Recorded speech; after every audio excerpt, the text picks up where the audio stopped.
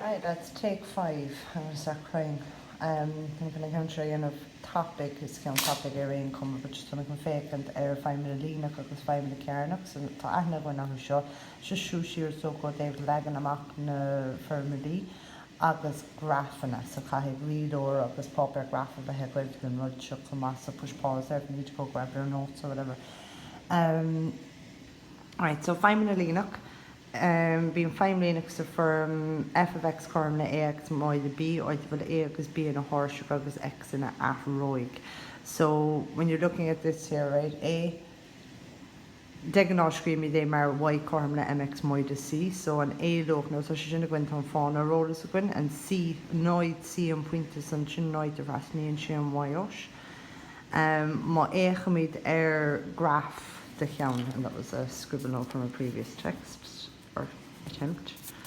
Right, so graph the Dina, the Lana Shirai Gajon and Orsa go throw David Stiff of your Yenevagun and nay, the Shishin roll and the Gaka the X look, need a Y look or wine around lesh. Right, so Lana Shirai Gajo Gaka the X look to actually Y look or wine that so Rakish is ice mar shot. Every single input will give you an output, and it's a unique one because there's no X value that will cross that line more than once anywhere. So no matter what horizontal line you draw, you're hitting the graph once and once only. Alright, or not horizontal, vertical. Alright, so shin atol le vehrol is equal free na 5 minute leanuk, na 5 minute carnuk. So being fine carnuk so from x carna might be x might c, it will a be c in a horse and if it the a of a noid because see here if you put in 0. Noid for x cairn is a noid, so your fork on some the bx might c, which is a lena, so can call him my cairnach of a hegesh, ni feder the ava call him the noid. And quid should just let her point that motto a darfok, so on iver contosig motto she darfok, fine darfok at I guess shin, and you get your smiley face. Motto a jultuk, so iver jultuk and shock contosig, then fine jultuk, so you get your frowny face. And it's simple is showed that I'm a big raw unker lesh an asker cana. So like input is the x, output is the y. So if we have 2 inputs with the same output, so go x look and a hug and y look cana that because my egg me there and y look shot.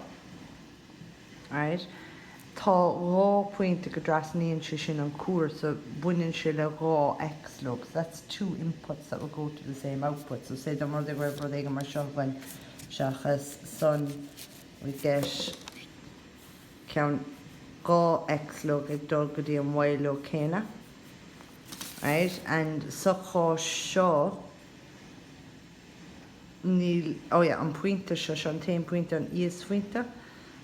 Tá y look went le sin agus ní nas can sin nach le x look a wine sin an 10 or current x stock is fine to y look a wine, and there's loads of y's here look that don't have an x because it doesn't, the graph doesn't go that far down, so there being an empty one here makes sense in this case. Right, so ein y look fui on is fuinta níl ein x buinta flesh. Right, so there are outputs that are neglected or ignored in this. So, Tration Anachson, just stiff son a owl am a soak of a corkamachishin, Ivorgini, Gooni, Tontola son of fad airfoil doon. So, shot on sampler, and there's 2 edits to be done, right? My Aiken turn a question and Sohius, that should be 3 Harrod dough. Right, so you have do her 3 is a note D. That was a misprint on my behalf, sorry about that. So that's 3 Harrod do go chorgamach of a or go chorgamach and son could a caher.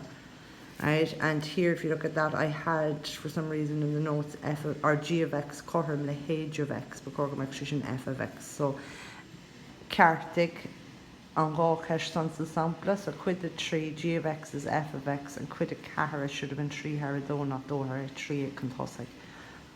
So ag you soid na háis na céine den na feimena f of x corham le seo agus G of x chum le seo. So f of x is cearnach, G of x is líonach, agus den de graph is far an noid go dtí a sé. So a noid níos lún an a chum le x, which is níos lún an a chum le sé.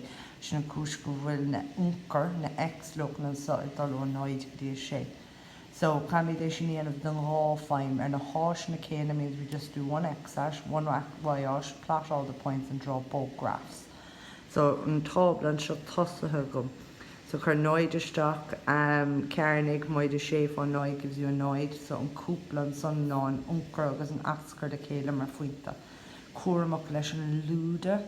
There's luda on x low carn has. So here hen carn is a hen. So I have luda hen moid a shape which is a quick. So lanareg lina tabla. Mata lina o yena vagot ni go on a 3 point to lina graph at the end of 3 and so knock as lower walk and use your ruler join them up. I'd now knock lina e. So cahish of a cream, cahig and graph of a neta. The question is shaw, it's a gart new me here. I could you mark a hand it do or Dave and graph that right you pick up bits there alright. But the follow ones, I've been too soy that's the graph convast the honey and so an attrov and some fear yoke. So it's kinda so the graph is kinda veg the ragra agus cash of elastic than attrov son monovel chinivi for fac. I was kind of marking a her in the graph. So movil and I'll push pause and ish agus din and graph a harrent, den irach na kishna a raggart. Agus son tara rash with the megan lanu to write and nish lesh on graph as the head. So pause now, give it a go and come back to me. So that's just the misprints and son egg and bun. So you can pause there and have a look and change them. But shot and tabla. Kinti go bhfuil na pointy ar fad a gceart got man bhfuil den aiche cháile de chu dibra agus sin é den lína.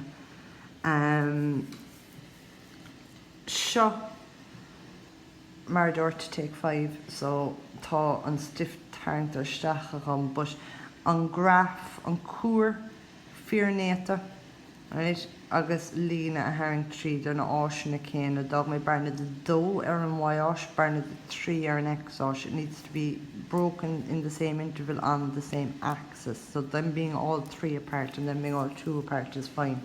Just caig na háis na céin a bheith mar an ggéine.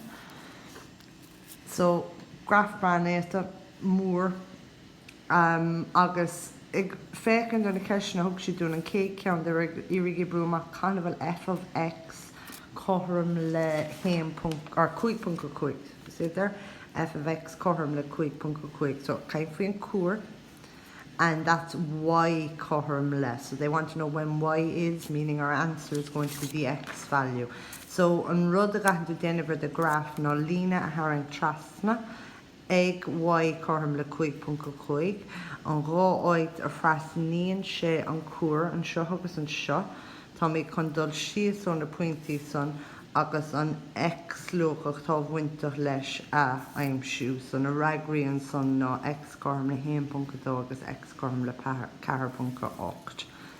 Right, and Dara count they want to know where in Lena carnival she corm le quick punka quick so go to or 3 punka quick so go to 3 punka quick tarring Lena trasna godi gavulin to on Lena G of x she's uig son agus fine to the ragra. Right, f of x corm the G of x kind of frasnian on core on Lena.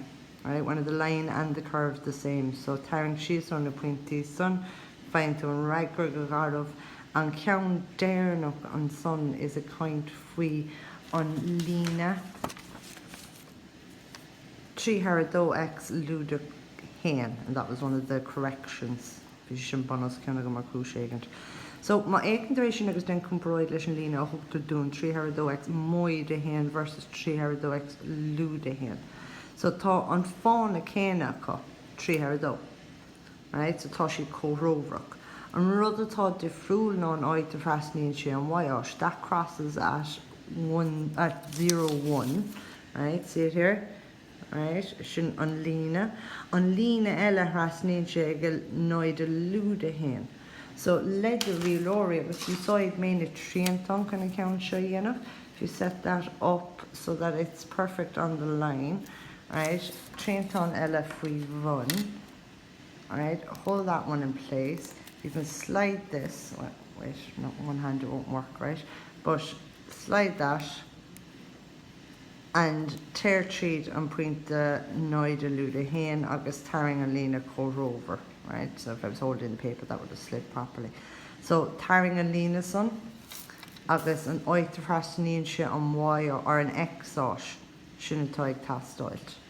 So they want to know when 3 harado X luda hen is corum lenoid, so X corum le bogacor chasnagus keyfoy and some clean or David Algebra there.